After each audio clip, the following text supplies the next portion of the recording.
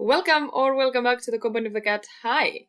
So, today I want to talk about the Targaryen prophecy, and not just about its content, but about who had this prophecy and how this explains quite a lot of the things that have happened. I already have said in my video about the Helper Maiden that I believe Visenya was the one with the dream, and not Aegon. But here I will explain why. I will talk about Visenya, of course, but first we have to talk about and understand this prophecy as well as dragon dreams in general as best as we can. So hang in there and take a cup of tea or coffee or whatever else you might prefer, and let's go. So what exactly did the prophecy say? It was a dream. And just as Rhaenys foresaw the end of Valyria, Aegon foresaw the end of the world of men. It is to begin with a terrible winter, gusting out of the distant north. I, Rickon Stark, Lord of Winterfell. Aegon saw absolute darkness riding on those winds, and whatever dwells within will destroy the world of the living. When this great winter comes, Rhaenyra, all of Westeros must stand against it. And if the world of men is to survive, a Targaryen must be seated on the Iron Throne. A king or queen, strong enough to unite the realm against the cold and the dark.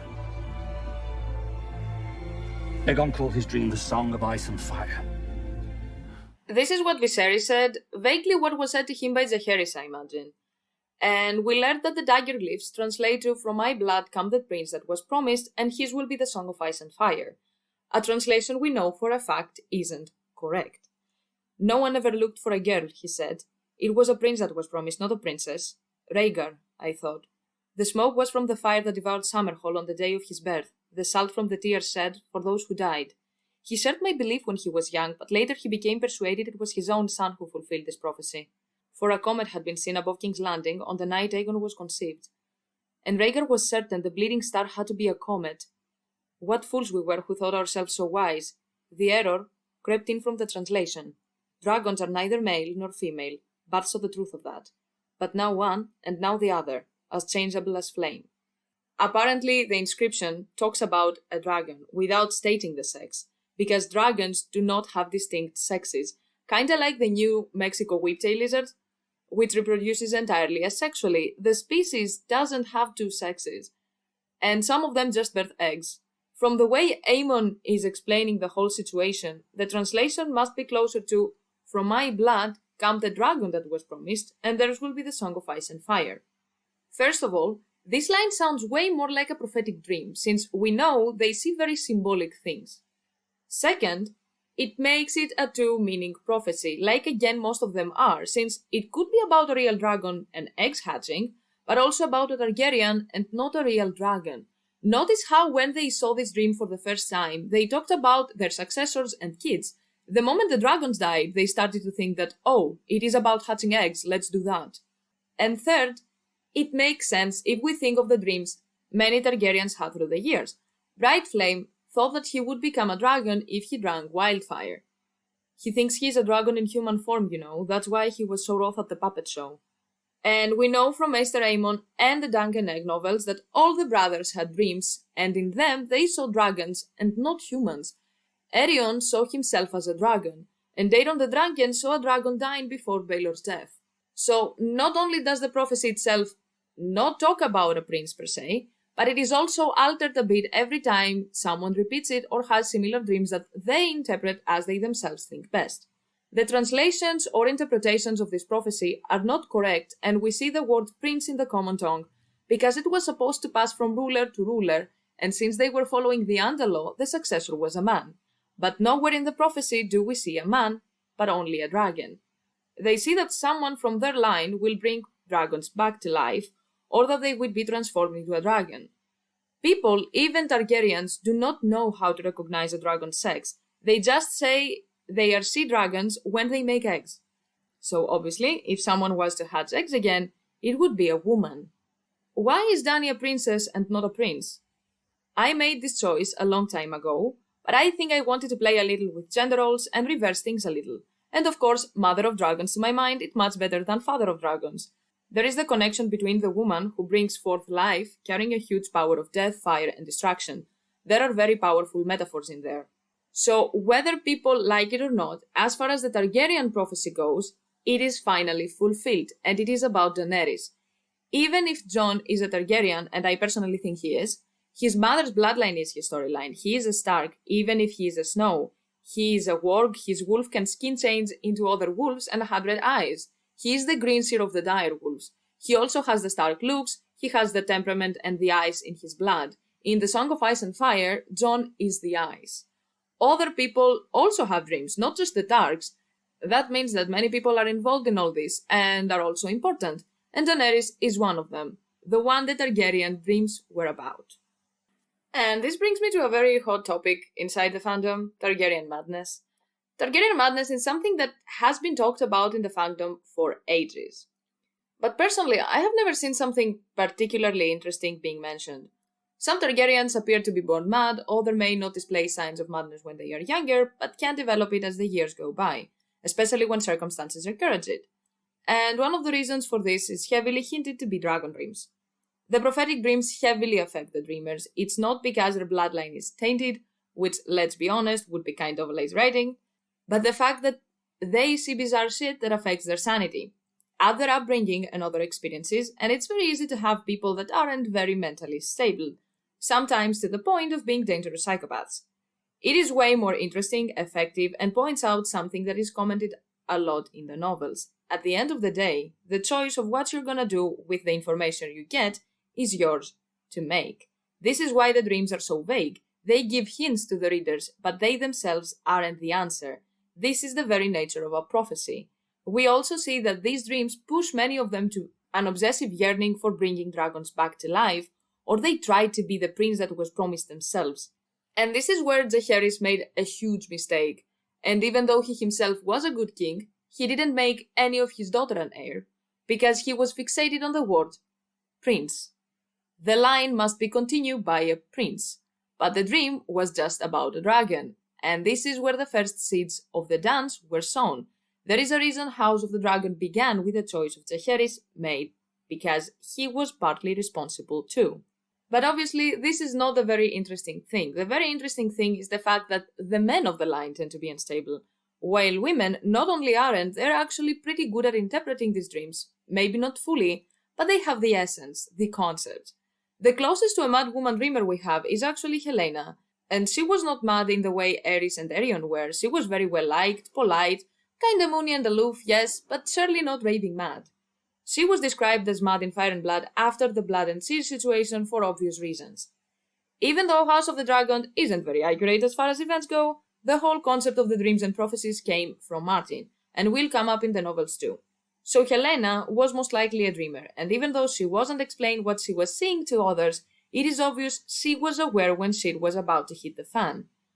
People we know were actually not stable are Aerys, who was literally called the Mad King, Aegon Targaryen, who died drinking a cup of wildfire believing it would transform him into a dragon, and even before that he was the worst person ever. Rhaegal, the son of Daeron II, was also unstable. Even though not dangerous, he was meek and not very healthy. He was seen dancing naked around the palace sometimes. Baelor the Blessed was also not okay. He was pious to the point of not eating and praying all the time, not consummating his marriage, and being crazily invested in his virginity and other people's virginity. He walked the freaking Bonway barefoot and imprisoned all his sister into the Maiden Vault. By the way, amazing video about the Maiden Vault from Crowfoot's daughter, and how this easily could have been because of dreams and prophecies. And most importantly, not only did he have a vision about building the Great Sept of Baelor on Visenya's Hill specifically, he also attempted to birth new dragons by praying over his dragon egg for half a year. Yet his prayers were unanswered, obviously. Pretty sure that if he, like other members of the family, had dreams about hatching eggs, they didn't point to praying. This is what he chose to do because he was extremely devout. This was his choice because it was on par with his beliefs and upbringing. The prophecies are not the solution, but the data of the problem that the dreamer is asked to solve, and there is always the possibility that the dreamer will turn mad in the process. This is why it's so difficult even for us readers to guess at the meaning of many of these prophecies, and only after they are fulfilled we get what they meant.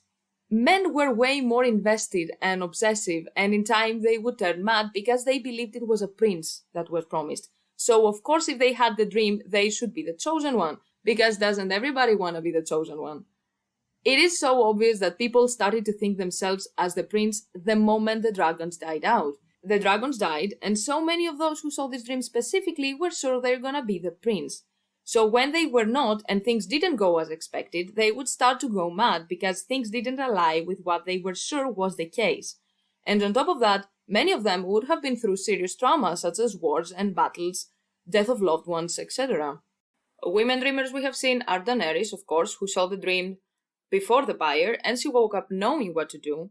I have seen people think of the whole scene as a coincidence, but it is clear it was not. It was very much intentional. She was sensing what to do. The reason she didn't kill herself after her marriage to Drogo was that she had a dragon dream. She knew that the eggs should stay hot, and she was sensing colors around them, way before the hatching, while she was pregnant. And of course Martin himself said, the whole point of the scene in A Game of Thrones where Daenerys hatches the dragons is that she makes the magic up as she goes along. She is someone who really might do anything. Helena, again, she knew that things were going to hell, unlike Viserys, who interpreted his dream very, very poorly. And it was not really trying to understand the dream, but wishful thinking. And of course, the reason the Targaryens are still a thing was a woman dreamer, Rhaenys. When Rhaenys was still a maiden, she had a dream showing the destruction of Valyria by fire. And instead of trying to stop it, and or warn other people, she told her family, and they just left Valyria. They didn't try to stop it, because when you are trying to either change, delay, or speed up a prophecy, chaos will occur, and you will have the opposite result. We even learned that visions written down by Rhaenys before the Doom of Valyria were in a book called Signs and Portents, which is now lost and from which Archmaester Marvin claims to have found 3 pages of in his Book of Lost Books. This thing, knowing how George Martin writes and how he does commentary, doesn't have to do so much with sex as with society in general. Women were taught to have way different values and morals than men, and we still see it to some extent. From a very young age, you are taught to be careful, to be rational, sensible, merciful, not self-centered, and to not provoke people, even if they are the ones starting conflicts. And even though these are traits every person should have, women were and still are to some extent way more pressured to be like that. Men do not have the same pressure, and at that point they were actually discouraged from exhibiting any of these behaviors. They were taught that they must be strong and passionate and go after everything they want, even if they must walk all over people. They can be aggressive and get involved not only if they are provoked, they could be the ones to start a fight. They were conquerors, hunters, etc. And it is obvious with the dreams here. The moment a man has a dream, he's like, oh my god, me? But what am I saying? Of course it's about me. Whereas Daenerys, no matter what people want to believe and say, doesn't see herself as the sole savior, but as a person who will use her power for good. And now his power grow, Khaleesi, and you are the cause of it. Me? She laughed. How could that be? The woman stepped closer and laid 2 fingers on Dany's wrist. You are the mother of dragons, are you not? The lass woke dragons, and she doesn't believe she is above other people. Do we really believe that this would be the case if a man was in her place? Most likely not. We have seen people thinking they were the chosen ones, even before hatching eggs. On the mere thought of being able to hatch eggs, they were already Jesus in their minds. Imagine if they had actually done it. Upbringing and life experience are the real reason behind the madness and why men tend to get mad when women do not and are even better at acting accordingly from what we see in the novels. It is not a matter of sex per se, but most women had a different upbringing and life experiences than men. If this is the case, first of all, amazing commentary, and way more creative than just, oh, madness is hereditary, it's in their blood. And more interesting story-wise, also. Plus, it gives a better understanding of this and other similar quotes about the family. I am no maester to quote history to you, your grace. Swords have been my life, not books. But every child knows that the Targaryens have always danced too close to madness. Your father was not the first. King Jaehaerys once told me that madness and greatness are 2 sides of the same coin. Every time a new Targaryen is born, he said the gods toss the coin in the air and the world hold its breath to see how it will land. It isn't coin or the gods, people make their own choices. Even when you do not have many, you still can decide to some extent. Being like, oh, well, it's the gods, it's karma, it is what it is. It's not taking responsibility for your actions, and it is the main point of the series.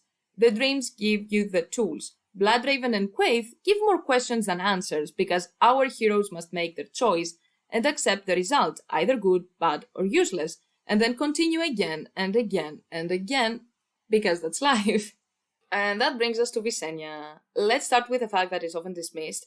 Visenya was the oldest, and the Valyrians didn't have the same hereditary laws as the Andals, since they didn't even have houses. Hell, from the various stories we get, neither did the First Men actually have similar laws. We have many stories about queens and warrior women and founders of houses that were female. The whole only men can inherit and rule and other bullshit were Andal customs. I'm not saying that the First Men were on Rhaenys egalitarianism level, but they were not as patriarchal and sexist as the Andals. The same goes for the Valyrians. We have female dragon riders and fighters like Visenya and Rhaenys, and explorers like Genera Baleris, and Rhaenys was a scholar apparently.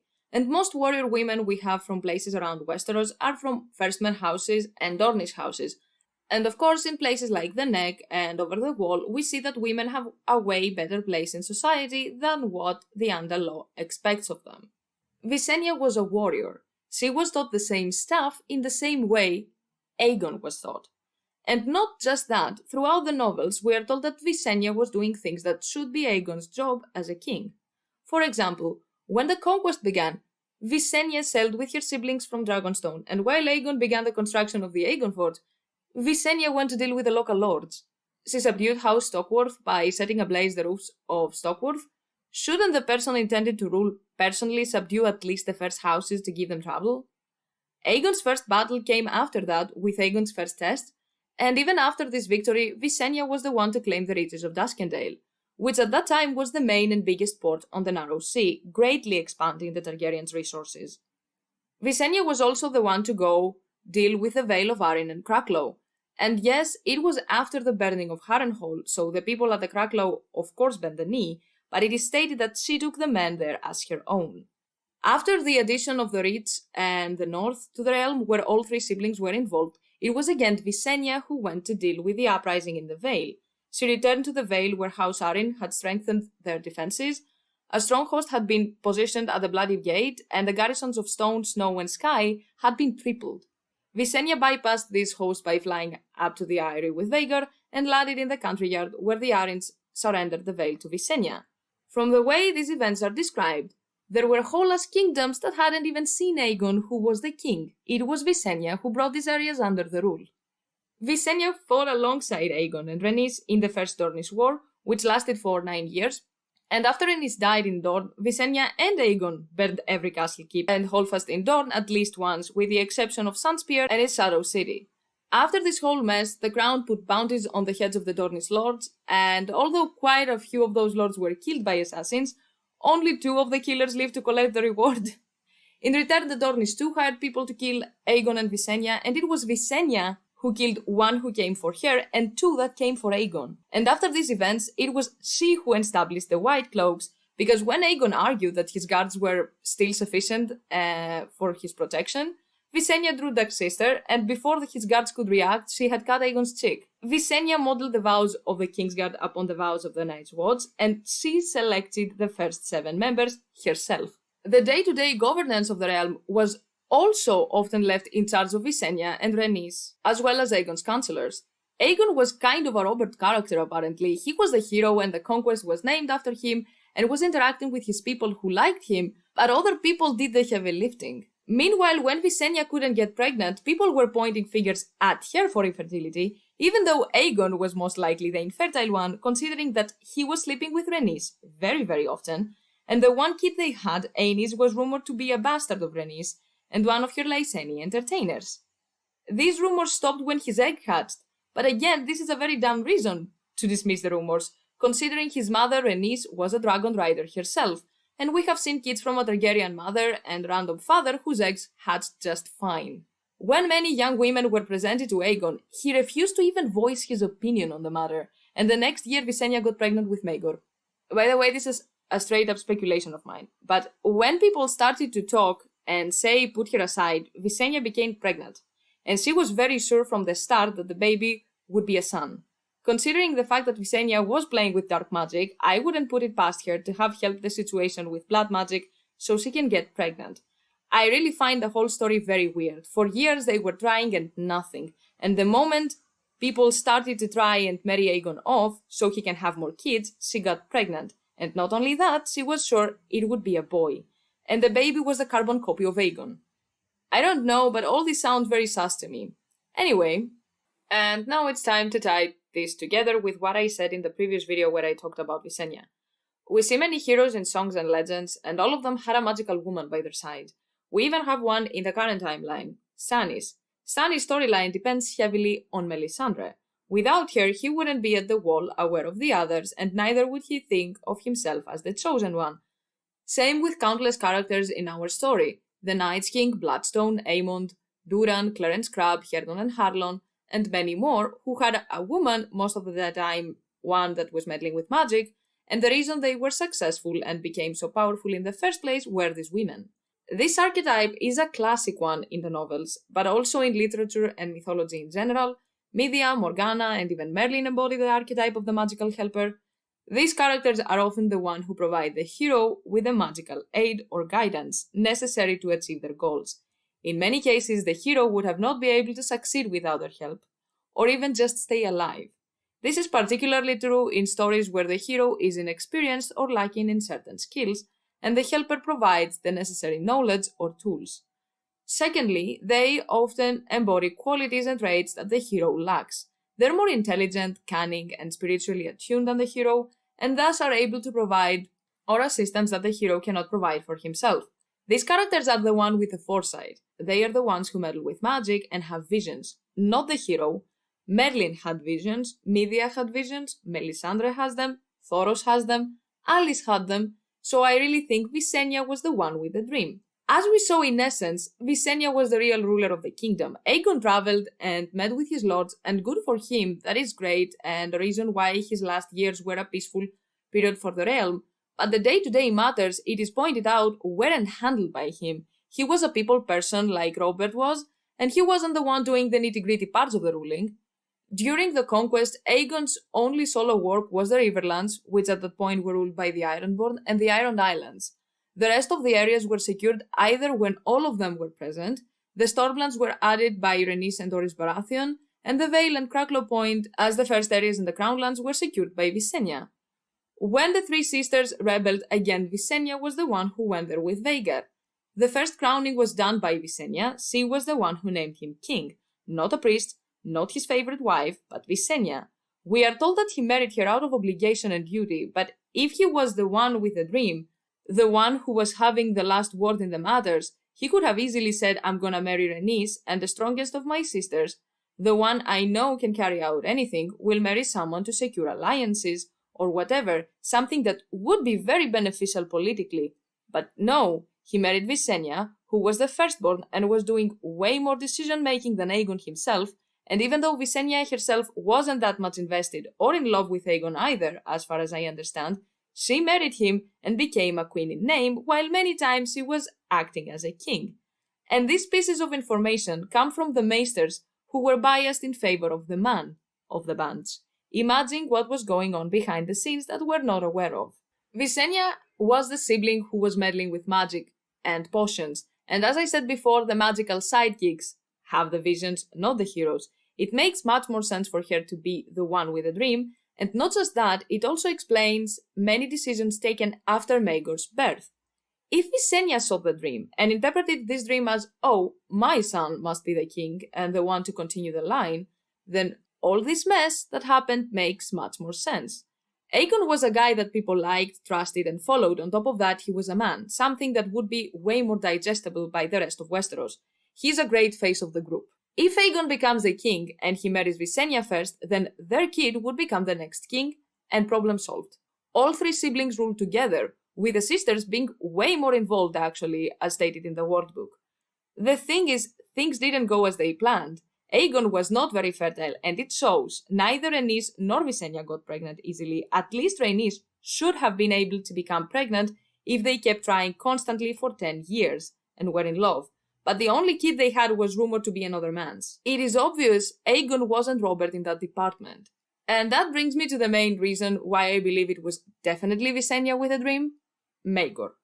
Visenya was so insistent on making her son a king, and not only making him a king, but he had to live enough to have a child. Maegor continuing the line was crucial for her and Maegor. I am fairly sure Maegor knew about the prophecy. As a reader, while knowing that this dream exists, It is obvious that Maegor was aware, but looking at the events and the relationship with his father, I doubt Aegon was the one who informed him, so it had to be his mother. Maegor displays all the signs many people with dreams or awareness of prophecies display. He was not a very stable kid. He used to hurt both people and animals, and people were genuinely scared of him when he was angry. He was both spoiled because of his mother and wanted to become Aegon in Aegon's place. He didn't claim a dragon because he wanted Balerion. He had his armor and later his sword and crown too. The guy most likely was very much aware of the prophecy, and if he was sure he should be the one to become the king and continue the line, it makes sense for Visenya to be the one with the dream and thus so fixated on making her son king. When he got older, not only did he become the youngest knight at the time, but he was very much involved with matters of war. He was participating in wars and tourneys alike, and in general people were comparing him to his father because of their appearance and fighting skills. But funnily enough, Rhaenys was closer to Aegon in personality and temperament than Maegor. And then came the succession problem. Rhaenys, who had married Lady Alyssa Velaryon, had a daughter, Rhaena, and after her birth the issue arose as to whether Maegor would fall behind her in the line of succession. Visenya suggested a betrothal between Rhaena and Maegor to settle the succession issue, but both Rhaena's parents, and most importantly the High Septon, protested. When Maegor hit 13, he married Cerys Hightower, aged 23, after the involvement of the High Septon, and their marriage remained barren, something that would become a pattern. Now, Rhaenys is one of my favorite Targaryens, but the guy was not fit for a king. And he also didn't like it that much, and it shows. Rhaenys was kind, polite, charming, and soft-spoken. He wished to be loved by everyone and always tried to please others. Because of this, he was tittering, faltering, and hesitating over his decisions, because he didn't want to disappoint someone. All these together are not attributes fit for a ruler, not just for a king, but for any person that has to take serious decisions. My man is husband material, but not king material. On top of that, he made friends easily, he trusted everyone, and allowed himself to be easily influenced. When Aegon died and was cremated by Vhagar, there was a family reunion and the coronation of Rhaenys. Rhaenys gave Maegor Blackfyre, saying he was more fit to wield it, and told his brother that they would rule together. Visenya then voiced the opinion that Rhaenys was unfit to rule, and yes, dick move, but she wasn't that wrong either. That was actually quite a good idea, because Rhaenys, like Aegon, was a very well-liked person, a guy people like to follow and interact with, a guy that would convince them to try and solve things peacefully. But Maegor had indeed the strength to say, we have to do this. But, and it's a big but, the guy had no brakes at all. Meanwhile, the problem of the succession was still there. Visenya and Maegor were still very much fixated on the fact that Maegor should be the king, even though he was younger than Rhaenys. And the fact that Rhaenys was rumored to be a bastard and also was unfit to rule didn't help either. Within the first year of his reign, there were 4 rebellions, and my guy was like, but the small folk loves me, why do people feel the need to rebel? And he considered sending ravens to the rebels. Bless his little heart. While Rhaenys was unable to decide on what to do, lords and Maegor started to take matters in their own hands for obvious reasons. One of the rebellions was that of Jonas Arryn, who took captive his brother and head of house Arryn Ronell. Lord Royce trapped Jonas Arryn up in the Eyrie, and Maegor flew up there on Balerion to resolve the situation. He didn't arrive in time to rescue Lord Ronell, but he crashed his rebellion.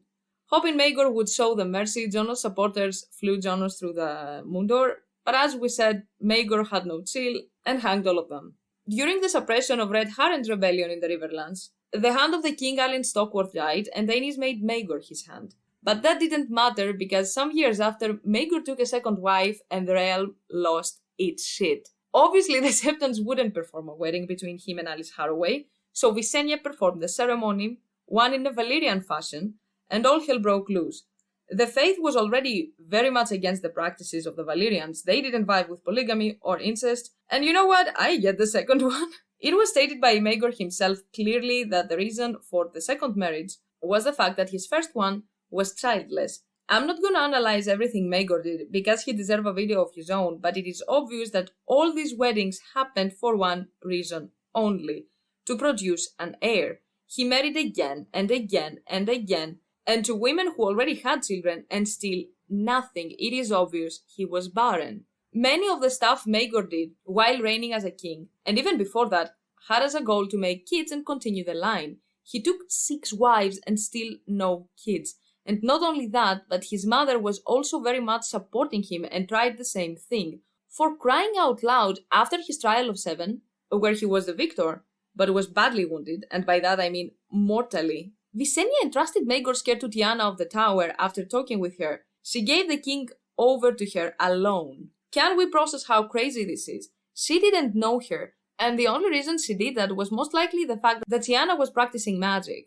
And after almost a month of being in a coma, Maegor woke up, married Tiana, and made her Master of Whispers, and she was called the King's Raven. Tiana apparently was so good at her job that discussing secrets in the Red Keep was foolish, as rats and other vermin were her spies. The events surrounding Maegor's awakening again are shady as hell. The dude was almost dead. Visenya and Tiana talked for a while, alone, and then Visenya was like, here, do your thing. And she did, and after only a month, Maegor was up and kicking. Meanwhile, the guy had zero chill even before his death, and was aware of a prophecy he believed involved him personally, and remained in a coma for a month.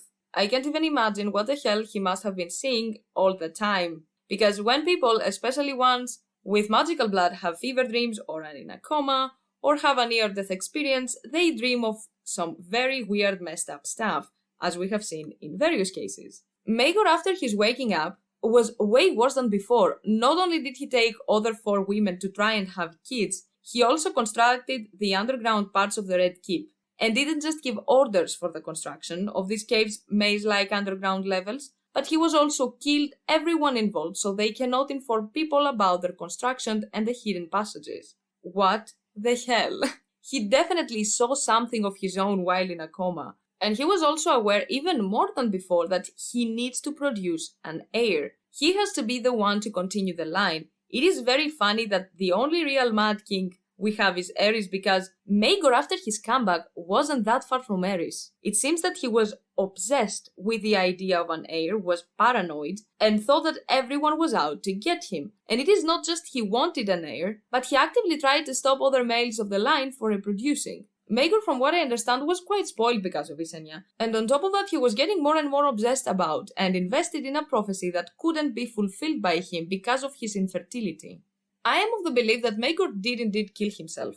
Imagine being born and having your mother saying to you that you are the real king, you must be the one to continue the line, you have to have kids so they can save the world, and you get obsessed, like many other Targaryens we have seen, with this prophecy because it was your mother that has this dream, and after so many marriages and stillbirths, you understand that you cannot have kids, and your mother, the person who very much exposed you to this idea and helped you perceive it, died out of nowhere, very quickly, under some weird-ass circumstances. And you still, even after so many tries, cannot have kids. And on top of that, during that time, people started to support Jaehaerys, and people who were on his side, out of fear and obligation, started to abandon him. He realized he couldn't win. The few men who still supported him proposed him to surrender, because it was a lost cause. I can easily imagine Maegor realizing all this while alone in the throne room and taking his own life, because at this point, what else can he do? He did not have children. He tried, but he couldn't.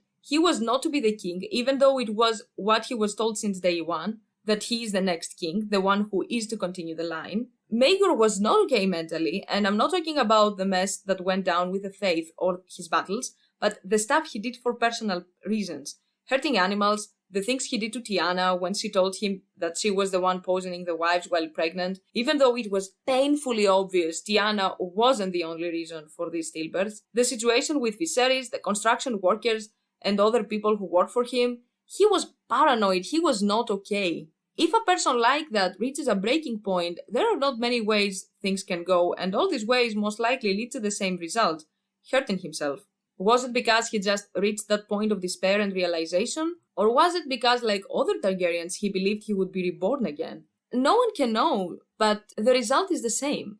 Visenya, like many other people, made the same mistake. The error crept in from the translation. The dagger says, "From my blood would come blah blah blah." All 3 siblings have the same blood. They had the same parents and grandparents and so on. It doesn't matter who the person is gonna be as long as one of these 3 was one of the parents. It doesn't matter whether Rhaenys was or wasn't Aegon's kid, because his mother is Rhaenys, and she has the same blood as Visenya and Aegon. So either Visenya had the dream, as I think was the case, or it was indeed Aegon's dream and Visenya was the one fixated on making Maegor the king because she was the one focused on magic and was sure her son was 100% Aegon's kid, it doesn't ultimately matter. Visenya is a very interesting character that falls under many archetypes we see laid down by Martin in the novels. She was the Melisandre in Aegon's Stannis. She was a helper maiden on magical matters and politics. At the same time, she is the grey, broody second son, even though she isn't the second child or a man. Visenya was salty, like Stannis, like Bittersteel, like Victarion, like Aemon, like Daemon, and the list can go on and on and on. Even though Visenya was way better at handling important matters of the realm and was older, she couldn't become a queen because of her sex. She isn't described as unlikable per se, but many people describe her as still, austere, and cold. She was not a person people would gravitate towards, not unlike Stannis. Imagine how salty a person can become. Visenya had the dream, Visenya was the oldest, Visenya was doing the dirty work that needed to be done. She was the first wife, and after all this, her kid was again the second son. And the first son not only wasn't her kid, but there was also the possibility it wasn't even Aegon's. And after Aegon's death, people were also calling her a kinslayer and a kingslayer, and the history just repeated itself. Rhaenys was a sweetheart and likable, but not a good fit for a king. And after everything she did to save Maegor and have her line continue, it just didn't work because prophecies don't work like that. Maegor committed kinslaying so he can become a king, and things were just a mess. The dance again happened because of usurpation and kinslaying, and after this, the dragons died out. Bloodstone killed and usurped his sister, and that caused the long night. And I'm gonna bet that this was also because of a prophecy, considering every other example I gave happened because of people being fixated on this damn prophecy. Prophecies and dreams are a tool. If you use them thinking they are the answer, you are doomed. If you ignore them, you are doomed. If you actively try to stop them or make them come true, you are doomed. Because this is the very nature of a prophecy. The only way it can work is by doing the right choice at the right moment without thinking that much about the vision, but the matters at hand. Like Rhaenys. They didn't try to stop the doom. They didn't try to interfere at all, actually, but they also didn't stay completely inactive like in the case of Helena's prophecies and dreams. And Dany does the same. She makes the choice she thinks is the best when it is time to face the problem. She doesn't go thinking, 2 years ago I saw this, so I have to do everything to achieve it. And this is it basically. I have nothing else to add, just that prophecies are a staple in storytelling, and that they can become very, very problematic very, very easily. But I really enjoy the way prophecies and dreams are handled in A Song of Ice and Fire, as you have probably guessed. If you enjoyed this video, do not forget to like and subscribe, as well as comment whatever you want to comment about. Until the next one, bye!